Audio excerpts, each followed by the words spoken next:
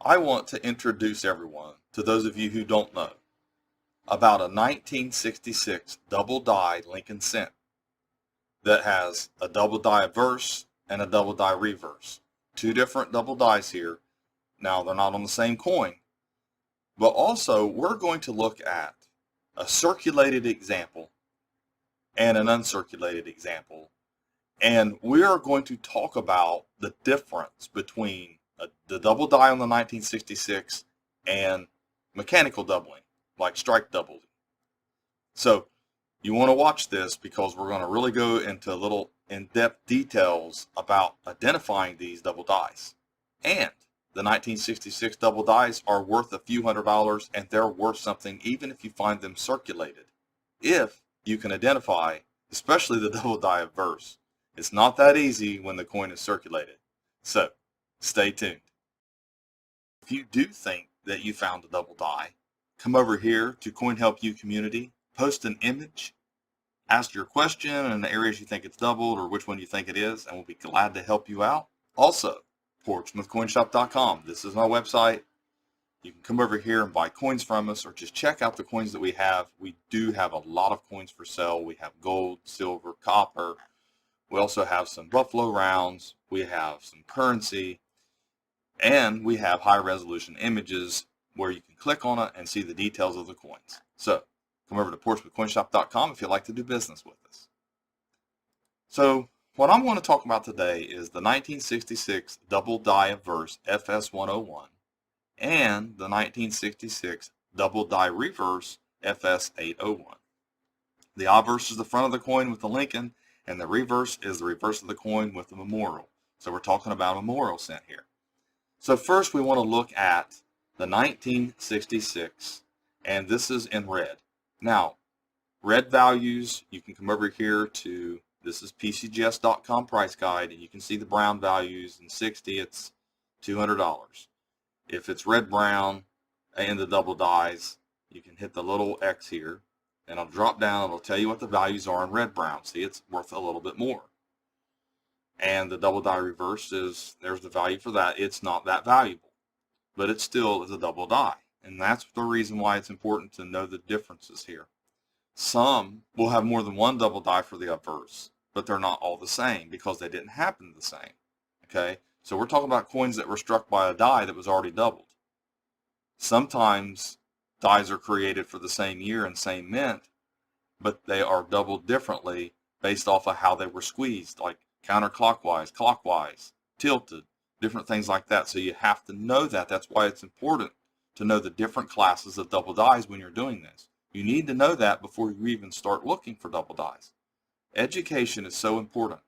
Wexler's, Coneca, they all have resources on learning about the different classes of double dies. You need to know those. At least learn that, and you'll learn how they're made and how they're created. There's 9 classes listed over on Coneca, and there's 8 classes over on WexlersDoubleDie.com. So please do that. Dates and mints. When you're looking at these pictures, you can actually come over here and you can download it, and it'll become a larger image where you can click on it. Okay? So that's what we do with the red example here, which is the uncirculated. When you're looking at this, you're looking at the thickness. If you look at a regular 66's 9 or 6's, you will see that it's thinner than this. A lot of people see this flattening and they think, oh, that looks flat. That's probably why my coin's a double die, but it doesn't work that way. A lot of coins can have die deterioration, or they can go through circulation and it will flatten them out. It'll almost make it look like a banana boat type look to it. But these are actually thicker. Now, depending on the direction of the lighting, a coin or a double die will also look different. Lighting in one direction will show certain areas that are thicker than others, or where the double die is at. Now, we're looking at the T. The T is thicker at the top, and the Y is thicker over here on the side.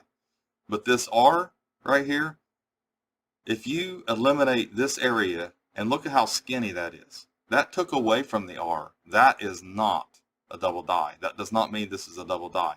This does. This does. This does not. This does not. And this does not. Neither does this inside. Because it actually made the letter smaller, where the die itself, the inside of that, or the edge of that die cavity, actually scraped away or squashed, okay, when it jarred. It moved a little bit as it retracted off this coin after it struck it, okay, and it actually scraped away. So you can see the difference. This is thicker, this is not. You can see how skinny that is. Eliminate this part. This is the part that was scraped away. Can you imagine someone taking an X-Acto knife and cutting away? That's exactly what this is. So you know that's not the double die part. This is. You want to look for extra thickness. You don't always have apparent split serifs, okay? That's what I want to impress on people when you're looking at these, because like I said, sometimes they look like they're doubled when they're not, but sometimes die deterioration, circulation, or lighting can cause coins to look a little different. See this here? You can't really tell. I mean, it kind of looks like it might be, but it's not very clear, and there's a lot of die striations here, cold metal flow. It's just not, it's kind of distorted. That's why it's important to go to resources. So if we look at this coin over on Wexler's, okay, and it will have better images so that you can help identify it. So here is mechanical doubling there, but it does show some thickness. That's why it's important to know what direction these are in. Here's the U, here's the S. So you see the difference when you're at different angles? Here's the sixes. It looks different with different lighting. Now there's other double dies for 66. I'm showing you the most valuable. That's why it's important to know which one's which, because you can come down here and take a look at all these other double dies, but they're not the same ones. So it's important that we're identifying the FS101 here. Okay, now we'll take a look at a circulated example, and now we got a different ball game going here. See, it doesn't look as much like a double die here. You have so many contact marks on it that it distorts the letters, the appearance of the letters. It causes light to reflect in all these different directions, and it's hard to see. But still yet, it is still thicker. It's best to get a regular 66 and compare it if you're going to look at it under magnification. And I recommend no more than 10x. I know a lot of people use scopes. If you have eye problems, that's one thing, that's fine. And also, you're looking over here at the Liberty. It's another thing. You can't really tell. It's very difficult to tell if this is the double die or not. This does not make a double die. That is actually a contact mark, like I said. So when you're looking at these, you're looking at all these different things, because this is not that obvious of a double die. The FS101 is not that obvious. So you have to look at every detail. You have to see if the letters are thicker, use a comparison images, go over to Wexler's and look up other die marks, because he was showing some die polish areas, things like that, so that helped you identify it as well. But it is so important to study it out and learn what a double die is, and try to compare your coins, because you're not going to learn it, from the beginning, especially when you're looking at circulated coins. Circulated coins can fool the eye very easily. And that's why it's important to know the pickup points and to study out double dies, find out what direction they're in, all the classes. So then we have the double die reverse, which is not worth as much. But the reverse obviously is the back side of the coin here with the memorial. And here's what it looks like, and it's more obvious. It actually is in a direction that looks obvious. So you have your split serifs, you have, obviously thickening of the letters as well, but you have the lines. This looks more like your typical double die that most people are used to, your class 1 double die.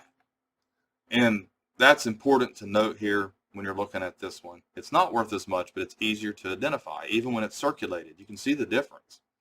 But you literally, sometimes you'll need to send it to a Konica examiner, someone who actually tributes or looks at coins in hand, because that's the only way. Sometimes images, and really most of the time, images are just not good enough. They're never going to be good enough.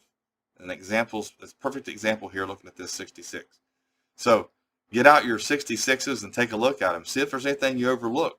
Go over to Coin Help You, post an image up, and we'll see if we can try to help you out. If not, Paul on our forum over there is actually Wisconsin. He's a representative for Konica. He will accept submissions for you. He'll take a look at your coins. So thanks for watching my latest video. Please like, share, and comment, and have a great day.